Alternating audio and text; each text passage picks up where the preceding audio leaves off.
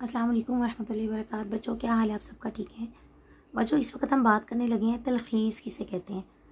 तलखीस ना किसी भी इबारत को मुख्तसर करने को कहते हैं, ठीक है। और ये जो मुख्तसर करना है ना, ये अदब में इसका बड़ा गहरा मतलब एक रोल है। अच्छा जी, अब आप पेपर में आपने क्या करना है, आपको तलखीस के लिए एक पैराग्राफ आएगा, आपने उसके कुल अल्फाज गिन लेने हैं। मिसाल के तौर पे उसके कुल अल्फाज हैं हमारे पास 100 अल्फाज हैं, तो आपने 1/3 इसको करना होता है। तलखीस शुदा अल्फाज कितने होंगे जो आपने पैराग्राफ को मुख्तसर करना है, उसके कुल अल्फाज 100 हैं, तो आपने इसका 1/3 करना है, यानी 33। इसके 33 आ जाएंगे अल्फाज। अब ये 33 से हमारे पास 34 to 35 भी हो सकते हैं। फिर आपने क्या करना है, उस पैराग्राफ को उन्वान देना है और हेडिंग ऐसी लिखनी है, मुनासिब उन्वान या मुजव्जा अनवान। और आगे आपने रब्त की आपको नज़र आ रही है ना अलामत, ये लिखनी है। फिर आपने इससे ही हेडिंग लिखनी है तलखीस शुदा इबारत, और उसके आगे आपने ये रब्त की अलामत लिखनी है, और इसके नीचे से आपने तलखीस शुदा इबारत शुरू करनी है। अच्छा जी, इसमें आपने ये नोट करना है कि इबारत को आपने 2 से 3 बार पहले गौर से पढ़ लें। जो सेम चीज़ें आपको लग रही है ना, एक ही बात को 2-3 तरीक़ों से किया हुआ, उसको काट दें। मेन चीज़ को अंडरलाइन कर लें और बाकी चीज़ों को काट दें। ज़रूरी निकात अंडरलाइन करें, गैर ज़रूरी बात को काट दें, सादा और आम फाहम जुमलों का इस्तेमाल करें, मुनासिब अनवान दें। यहाँ पे आपने इसका अनवान भी देना है। अच्छा बच्चों, तलखीस ना इम्पोर्टेंट नहीं होती, ये कहीं से भी आ जाती है। इसका तरीकाकार ये है कि आपके पास जो भी आपके पास ग्रामर की किताब है या उर्दू का आप जो भी खुलासा इस्तेमाल कर रहे हैं, आप उसको उसके पीछे जाएं और तलखीस देखें। वहाँ पैराग्राफ दिए होंगे आपको 50-40, आप उन सबको पढ़ें, ठीक है। बस ये पढ़ने से आपको आ जाएगी। जिस तरह मैं आपके सामने एक पैराग्राफ पढ़ती हूँ, ये आपके पास एक दिया हुआ है, बहावलपुर बोर्ड में आया हुआ है ये। दुनिया में जब भी हक पर बुरा वक्त आया, जब भी झूठ और कज़ाब के तूफानों ने हक को घेरा, जब भी जुल्मत की आंधी चढ़ी, हक के दीवानों ने बढ़ चढ़कर इस चैलेंज का मुकाबला किया। अब ये 1 2 3 ये एक ही बात है कि जब भी हक पर बुरा वक्त आया, तो किसने मुकाबला किया? हक ने मुकाबला किया, ठीक है। तादाद की किल्लत के बावजूद बातिल की अक्सरियत के सामने डट गया। अब आपने क्या करना है, पेपर में ना आपने लेड पेंसिल लेनी है, तो आपको ये एक्स्ट्रा है, इसको काट दें, ठीक है। हक ने मुकाबला किया। अब यहाँ पे आप क्या लिखेंगे? हक ने मुकाबला किया। तादाद की किल्लत के बावजूद बातिल की कसरत के सामने डट गए। अब आप इसको एक ही जुमला बना दें यहाँ से यहाँ तक। क्या जुमला बनेगा?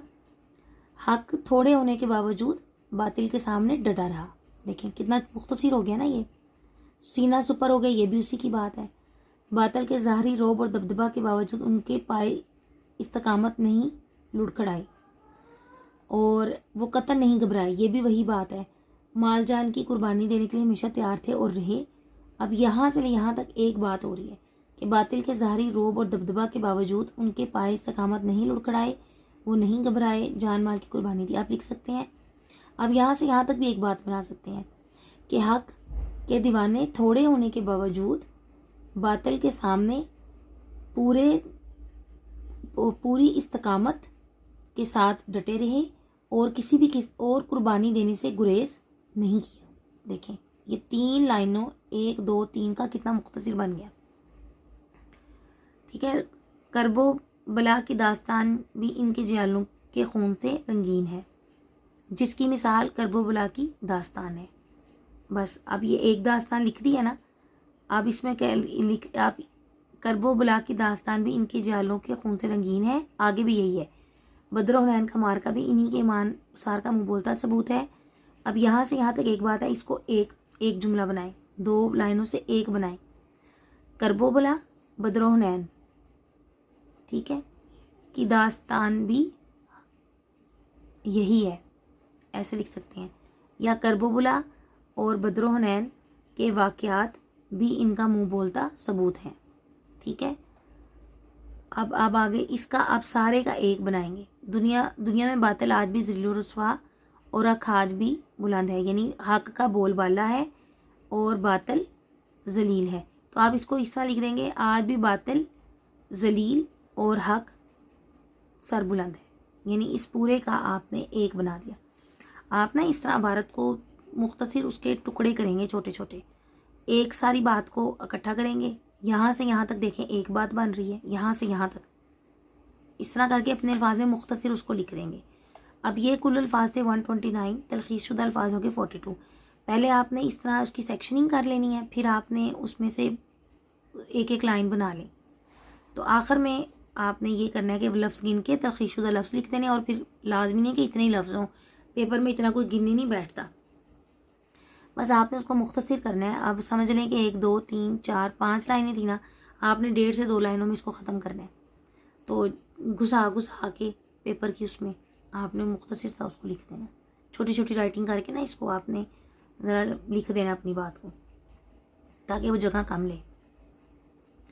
और देखें तलखीस शुदा अल्फाज आगे 42, मुनासिब या मुजव्विज़ा उन्वान आ गया हक की जीत। 2 भी दे सकते हैं आप, 3 भी दे सकते हैं, या हक की सरबुलंदी। अच्छा, जो टाइटल है ना वो पहले या आखिर में होता है कहीं पे। देखिए हक की जीत, हक की सरबुलंदी भी हो सकता है, ठीक है। और हक की सरबुलंदी और हक की जीत आखिर पहली आखिरी लाइन में आपको आसानी से टाइटल मिल जाता है। अच्छा जी, उसके बाद आपने तलखीस शुदा इबारत लिख दी, ठीक है जी। मैंने अपने अल्फाज में किया, नीचे देख लें उन्होंने ज़रा मुख्तलिफ किया। हर इंसान अपने अल्फाज में करेगा, हर इंसान की तलखीस दूसरे से मुख्तलिफ होगी, इसको याद नहीं करना आपने। ऐसे से बहुत से पैराग्राफ आपकी किताब में होंगे, उनको आपने पढ़ लेना है गौर से बैठ के, और 2 से 3 की प्रैक्टिस कर लें, तो ये आपका क्वेश्चन तैयार हो जाएगा। तो इसके साथ ही इजाज़त दीजिए। अस्सलाम वालेकुम व रहमतुल्लाहि व बरकातहू।